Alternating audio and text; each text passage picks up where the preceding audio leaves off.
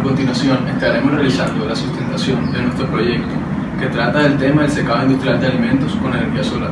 Los integrantes del grupo son Kevin Rueda, Ricardo Álvarez, Daniel Forbes y Fabricio Ginás. Inicialmente hablaremos sobre el problema a tratar, la selección del producto a ser utilizado y por los procesos por el cual éste tiene que pasar hasta su etapa final. Definición del problema, selección del producto. Para la selección del producto se tuvieron en cuenta varios aspectos. Primeramente, debe ser producido en Colombia, especialmente en la región Caribe. Se debe identificar la necesidad del consumo, su procesamiento, su inversión y el mercadeo. Finalmente, se decidió que el maíz será la materia prima base de nuestra producción de almidón. Aspectos del maíz. El maíz es uno de los renglones más importantes de la producción agrícola nacional. Este se adapta fácilmente a diversas condiciones agroclimáticas.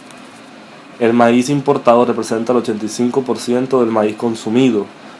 Esto indica que se puede establecer una planta local para así disminuir ese porcentaje tan alto de maíz importado. Los productos que se pueden obtener por medio del maíz son etanol, aceite, harina, cereales. El producto que escogimos es el almidón para nuestra producción. Para la obtención de almidón a partir del grano de maíz cosechado se deben realizar diferentes procesos industriales previos al proceso del secado como tal.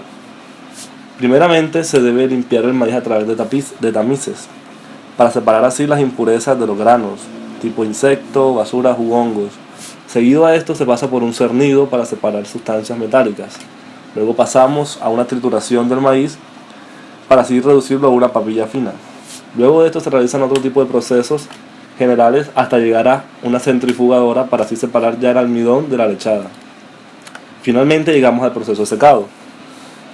Para secar se va a utilizar un flash dryer. Este equipo que permite secar un sólido húmedo en una columna vertical a través del cual fluye una corriente de aire caliente a una alta velocidad, la cual entra en contacto con el almidón en la entrada, secándolo durante un tiempo muy corto.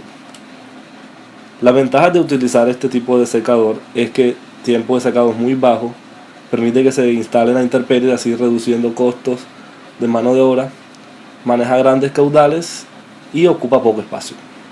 Ahora, se deben realizar ciertos cálculos para determinar los parámetros de flujo del sistema y de esta forma poder proseguir con el diseño de las componentes. Se calcula inicialmente la tasa de producción de almidón y la cantidad de agua a evaporar para el secado.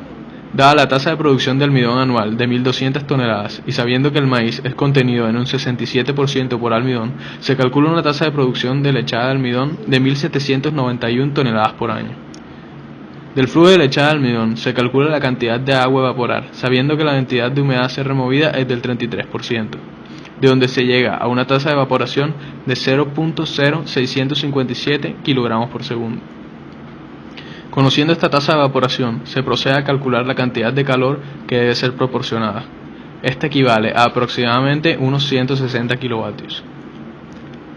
Conociendo la tasa de calor, se procedió a seleccionar el flash dryer de una empresa fabricante Yutong, más específicamente el modelo SXG8. Este secador flash especifica, para cierta tasa de evaporación de agua, un flujo de aire caliente dado. Para nuestras especificaciones, se obtiene un flujo de aire caliente de 2,3 kilogramos por segundo. Este aire que entra al flash dryer debe ser por supuesto calentado. Para calentar este aire desde los 32 grados supuestos de temperatura ambiente hasta los 150 grados necesarios, se utiliza una primera etapa de precalentamiento con energía solar. Esta etapa consiste en un calentamiento de agua a partir de los colectores solares para que sea utilizada como flujo de calentamiento para el aire. Se supuso adicionalmente que el aire debía ser precalentado hasta unos 70 grados. Esto nos permite calcular la tasa del calor de precalentamiento. De este calor de precalentamiento se obtienen las demás especificaciones del sistema, como flujo másico del agua y una cantidad de 116 colectores solares a utilizar. Se muestra el sistema en la presente imagen, donde se observan detalladamente los parámetros de flujo y demás especificaciones. El sistema utiliza un tanque almacenador de agua a temperatura constante de 80 grados Celsius. Luego se procede a la generación de alternativas intercambiadoras de calor y la escogencia de una por medio de criterios establecidos por el problema. Selección del intercambiador de calor. Para la selección del intercambiador de calor a ser implementado en la planta, se propusieron 3 de los más utilizados en las empresas de producción. Alternativas propuestas. Se propusieron 3: intercambiador de calor de tubo y coraza, intercambiador de calor de placas paralelas y radiadores. Intercambiador de calor de tubo y coraza. Este tipo de intercambiador de calor consiste en un número de tubos montados en el interior de una coraza cilíndrica, donde dos fluidos pueden intercambiar calor entre sí, fluyendo uno en los tubos y el otro dentro de la coraza. Los fluidos pueden estar en uno o en dos fases y en paralelo o en contracorriente.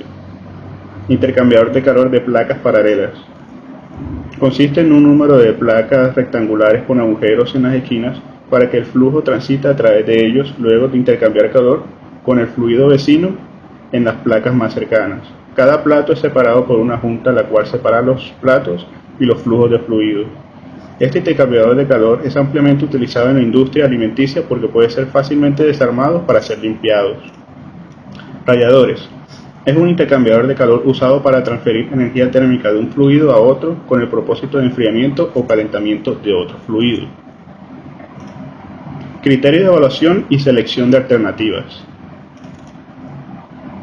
En esta tabla se muestran los criterios de selección versus las características de cada alternativa planteada. Alternativa seleccionada. Intercambiador de calor de placas paralelas. Por capacidad de transferencia de calor requerida, amplia gama de fluidos de trabajo, alta flexibilidad, fácil limpieza, poco espacio y precio con relación a las alternativas anteriores, fácil mantenimiento y alta capacidad de modificación. Finalmente, y partiendo de la elección del intercambiador de calor de placas paralelas, procedemos a elegir un intercambiador de calor basándonos en catálogos el cual debe cumplir nuestros requerimientos y adicionalmente debemos calcular los parámetros de dicho intercambiador. Especificaciones del intercambiador de calor. Tomamos el intercambiador de calor modelo TS6MFD de la empresa Alfa Laval, ya que nos ofrece una relación equilibrada entre transferencia de calor y mínima caída de presión. Los materiales con los cuales están construidos estos intercambiadores son AISI304, AISI316 y titanio, al igual que las conexiones de las tuberías. Los sellamientos pueden elegirse entre cauchos especiales y aceros inoxidables. Las especificaciones de operación son flujo máximo de 20 kg por segundo, máxima temperatura de operación 180 grados Celsius, máxima presión 25 bares. Para el calentamiento del aire a 2.32 kg por segundo, desde 70 hasta 150 grados Celsius, se requiere suministrarle calor en el intercambiador desde el vapor de agua a 170 grados Celsius. El vapor generado en la caldera es recibido a la entrada del intercambiador de vapor saturado y sale como líquido saturado. Este proceso de cambio de fase permite que las pérdidas de presión en el intercambiador sean cero. Para lo anterior, usamos un ciclo compuesto de una caldera, un intercambiador de calor y una bomba para subir la presión del flujo debido a las pérdidas. Calculamos los parámetros que se presentan en el intercambiador de calor, dado el requerimiento de calentamiento del aire. El flujo máximo de vapor de agua es 0.0915 kg por segundo.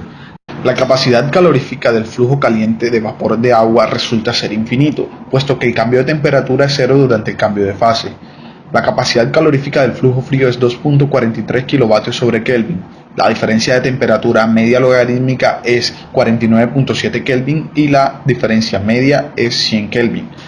Con esto obtenemos el punto máximo, el cual es 243.65 kilovatios. Esto nos permite tener una efectividad del 77%. Determinamos el NTU de 1.469 y el UA de 3.58 kilovatios Kelvin.